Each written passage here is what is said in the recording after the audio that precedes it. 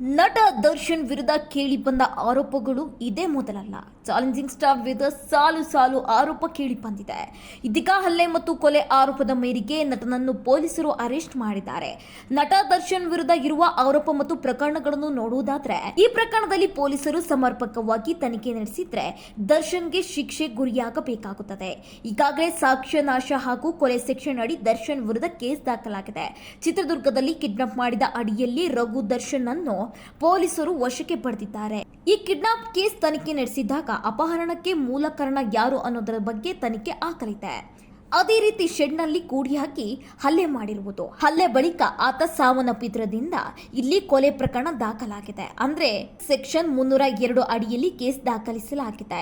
ಅದೇ ರೀತಿ ಸಾಕ್ಷ್ಯ ನಾಶಕ್ಕೆ ಯತ್ನಿಸಿದ ಸೆಕ್ಷನ್ ಅಡಿಯಲ್ಲೂ ಕೇಸ್ ದಾಖಲಾಗಿದೆ.